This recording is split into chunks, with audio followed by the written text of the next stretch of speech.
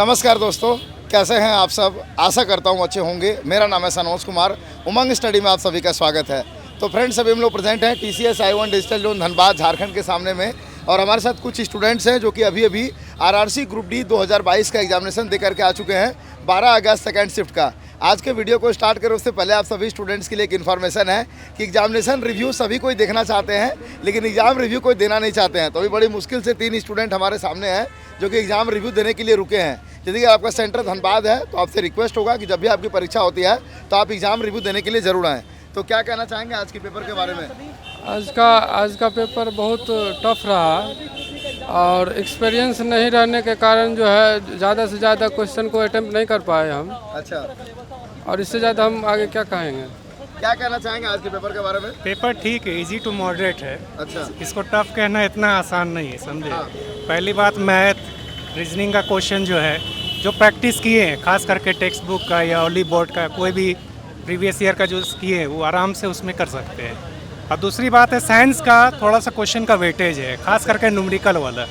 Physics का numerical हो गया, फिर जा करके फिजिक्स का न्यूमेरिकल में जैसे 1/f ये सब वाला, ठीक है। तो जो सर्कल वाला जो मतलब माइनस और पॉजिटिव वाला जो केस है उस पर ज़्यादा फोकस करना होगा, खास करके फिजिक्स वाले। और आ जाते हैं हम लोग केमिस्ट्री में आपका जो है ओम का लो वाला जो है उसमें थोड़ा सा क्वेश्चन रहा, न्यूमेरिकल उसमें भी रहा। अच्छा। और मैथ का क्वेश्चन तो ठीक है, हल्का ही बोलेंगे, उतना टफ तो नहीं। हाँ, चूँकि रेगुलर हम तो उसका किए हैं तैयारी, तो मैथ ठीक है। हाँ, मतलब औसतन अगर बोला जाए जो मतलब 70+ अटेम्प्ट किए हाँ।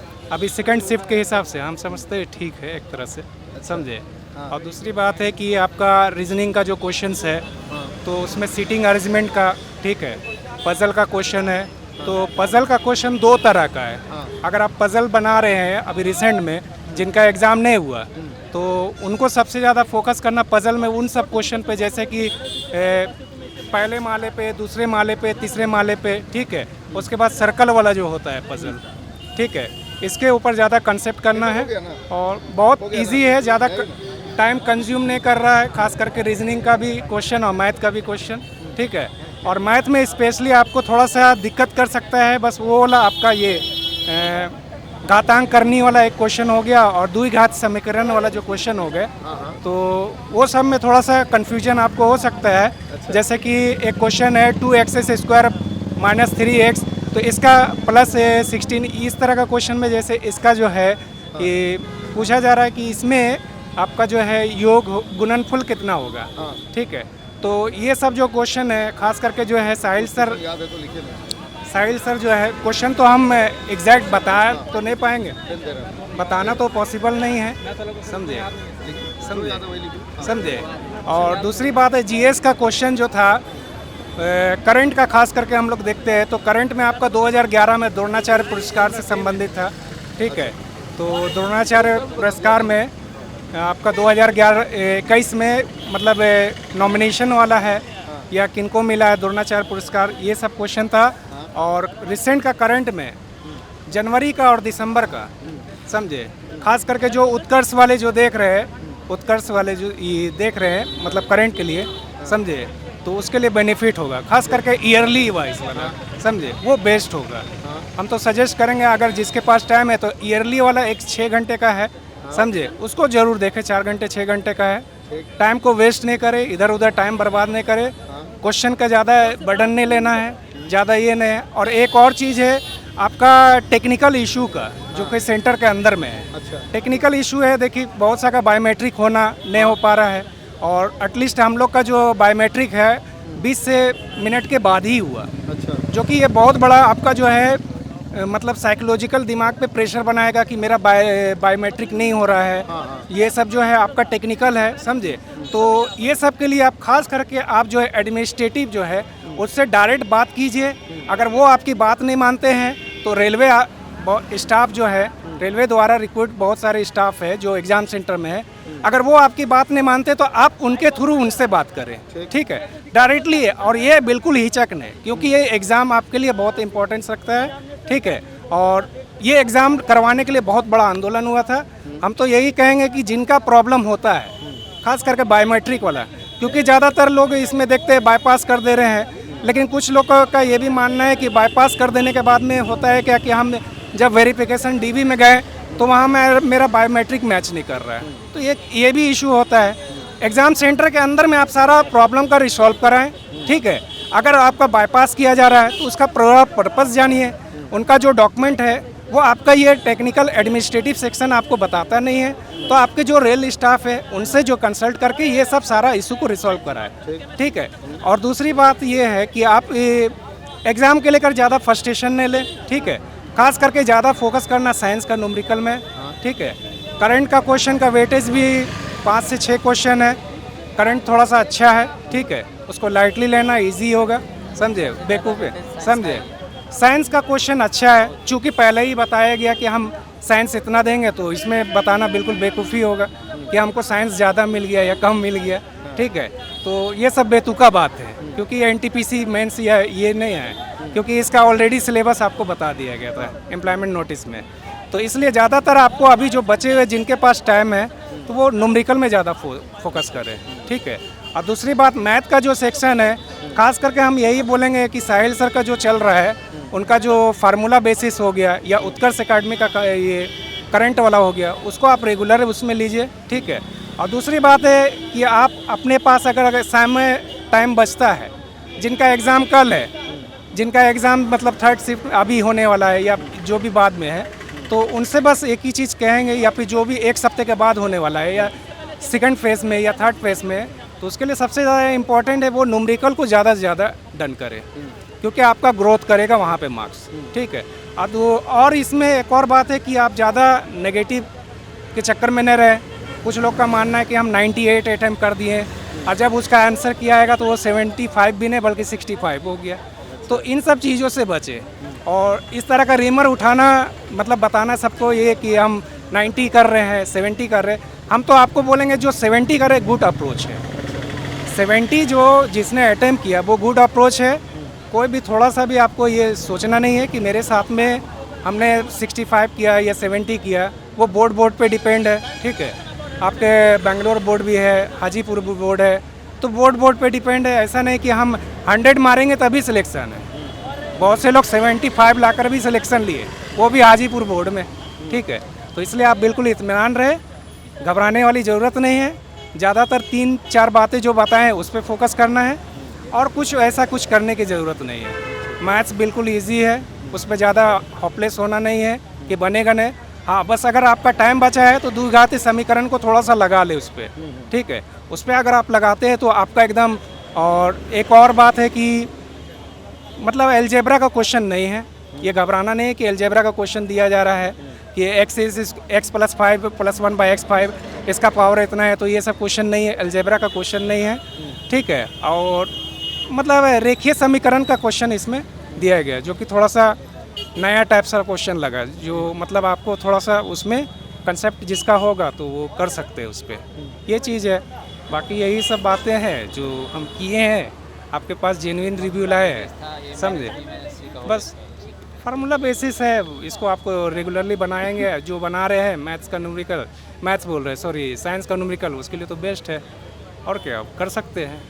बाकी आपसे बस यही बोलेंगे कि जिसके पास समय बचा हुआ है, मॉक के चक्कर में ज़्यादा मतलब ये नहीं रहे कि मॉक में मेरा 50 नंबर आ रहा, 60 नंबर आ रहा, उस पर ज़्यादा होपलेस होना नहीं है। यहाँ पे आप एग्ज़ाम में आप उससे प्लस मार्क्स करेंगे। आप 50 ला रहे हैं, मेरे श्योर आप 60+ मार्क्स यहाँ लाएंगे, और एक गुड मार्क्स होना 65+ मार्क्स बेस्ट है एक तरह से देखा जाए तो। बस यही चीज़ है। और कोई क्वेश्चन और कोई सवाल? हाँ बिल्कुल, आप क्या कहना चाहेंगे इस पेपर के बारे में? ठीक ही था हमारे हिसाब से, तो पेपर ठीक ही था, ठीक है। इजी टू मॉडरेट था, लेकिन साइंस का लेवल जो थोड़ा ज़्यादा क्वेश्चन था, जो बाकी लोग हिस्ट्री, ज्योग्राफी या मान लीजिए सेंसस 2000 का जनगणना ये सब पढ़ के गए थे, उसका उतना वेटेज नहीं दिया गया था। मतलब हिस्ट्री में 2 क्वेश्चन था, ज्योग्राफी में 1 क्वेश्चन,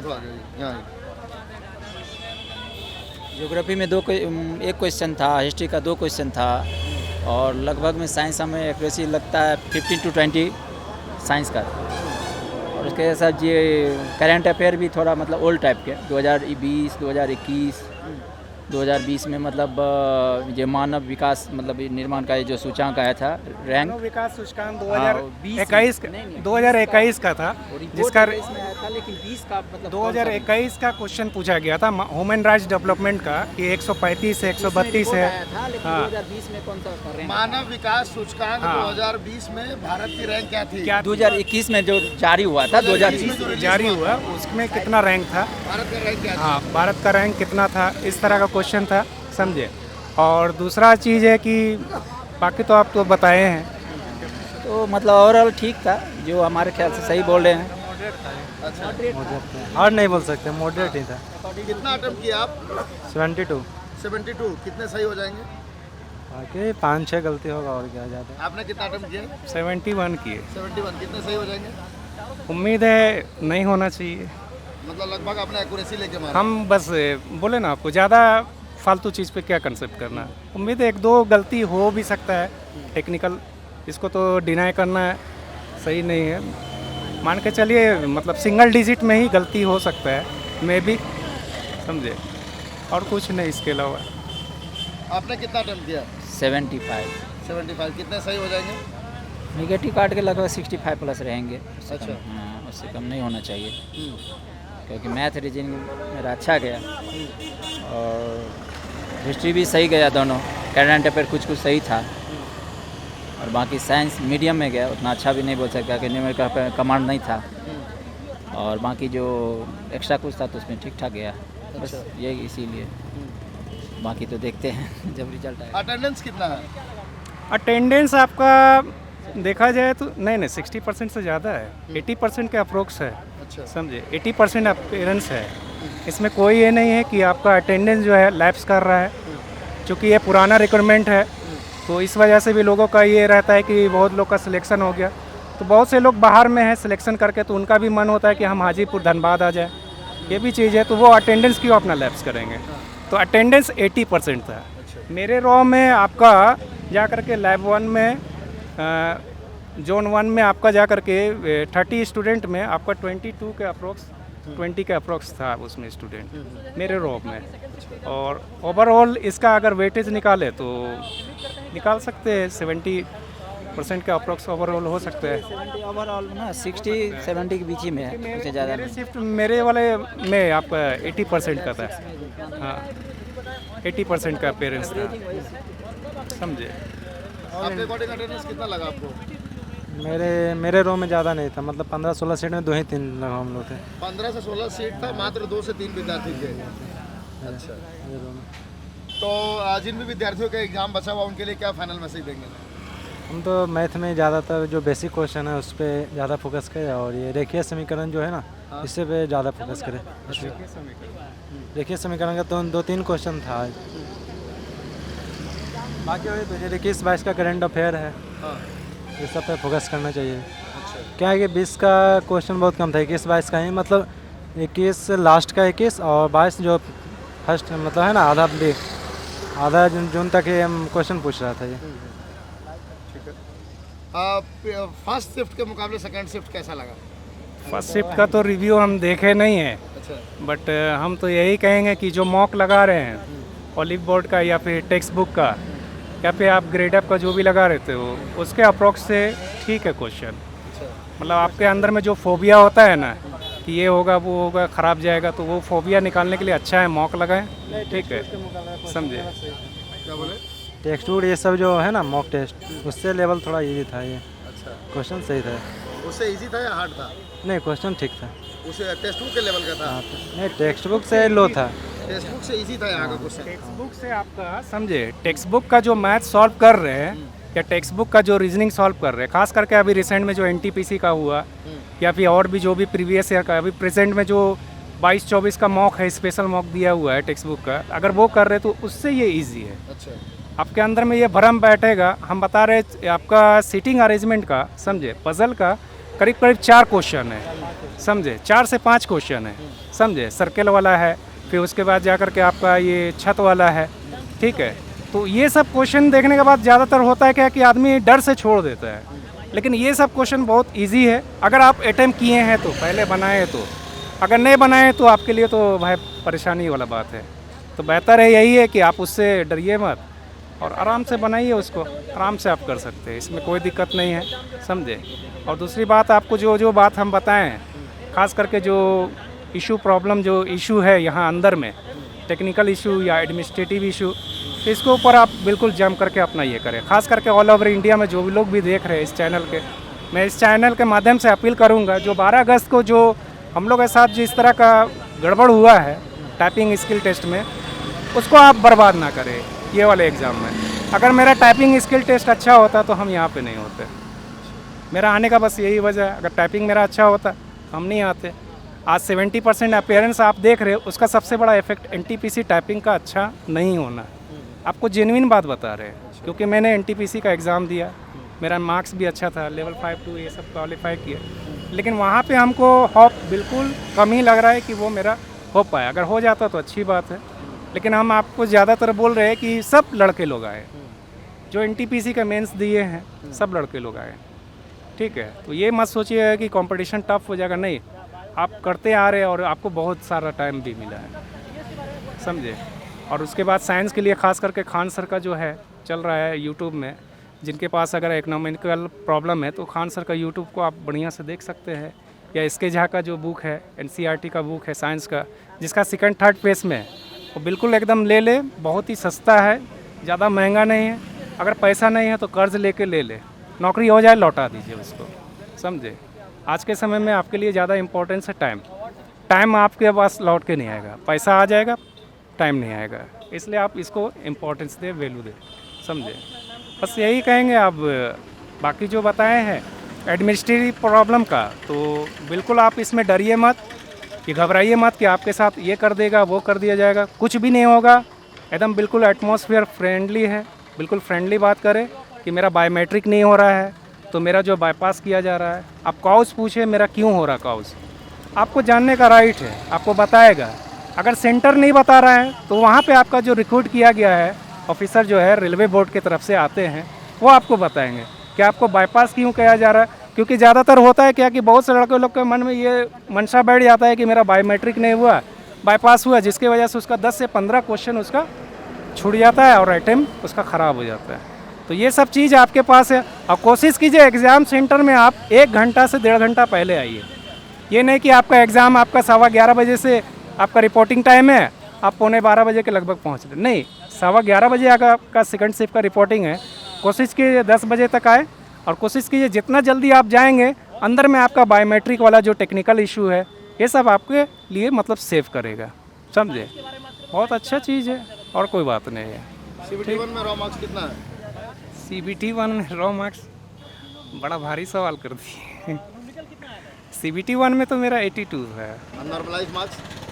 नॉर्मलाइज मार्क्स तो ज़्यादा हो गया था, 89 था, 89 हो गया। बोर्ड? बोर्ड मेरा बिलासपुर था। और CBT 2 में कौन कौन से लेवल में क्वालिफाइड थे? CBT 2 हम सिर्फ टाइपिंग का दिए थे, समझे, 5 और 2 दिए थे, समझे। उसी के लिए ही हम फॉर्म भरे थे, क्योंकि ऑलरेडी हम PWD से बिलोंग करते हैं, तो इसमें लेवल 6 तो हम तो फेस करते नहीं, और इसलिए 5 और 2 को ही सिर्फ टाइपिंग के लिए प्रेफरेंस किए थे, समझे। तो यही सब चीज़ है। लेवल 2 में कितना स्कोर है आपका? अब तो ज़्यादा है, हाँ? बताएंगे, ये सब टेक्निकल चीज़ है। फिलहाल हम लोग ग्रुप डी की बात करें, समझे। ग्रुप डी में कौन सा बोर्ड है आपका?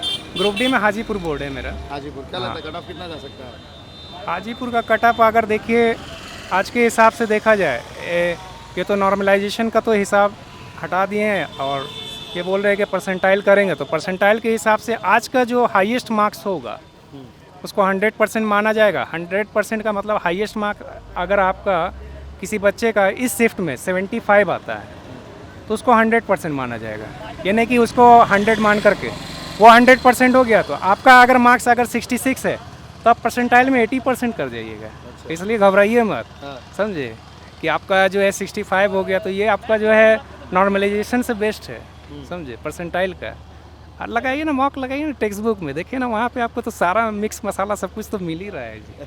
घबराते क्या है, देखिए उसमें, और क्या। ठीक है, और कोई फाइनल मैसेज? फाइनल मैसेज बस जो कुछ भी बताए हैं, अगर जिनको समझ में नहीं आए वो वीडियो को बार बार प्ले करके देखिए, एक बार नहीं समझ में आया दोबारा देखिए, 2 बार नहीं आया 3 बार देखिए। लिए आपके लिए है बस। हम इतना हम जानते हैं, हम अपना टाइम दे करके यहाँ पर आप लोग के लिए किए हैं। उम्मीद करते हैं आप लोग इसको ज़रूर इसमें ये कीजिएगा वर्क। ठीक है, चलिए धन्यवाद। Wish you all the best for result.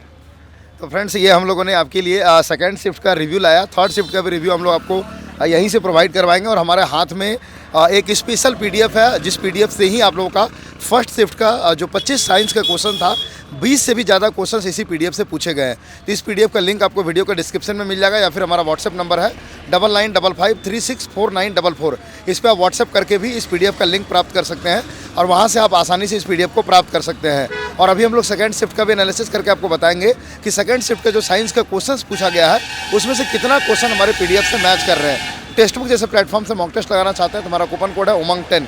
Video के डिस्क्रिप्शन में, साथ ही कमेंट सेक्शन में आपको एक लिंक मिलेगा, उसने पे क्लिक करके हमारा कूपन कोड अप्लाई करके आप आसानी से टेक्स्ट बुक के मॉक टेस्ट को परचेज कर सकते हैं। मिलते हैं कोई नेक्स्ट वीडियो में, तब तक के लिए जय हिंद, जय भारत।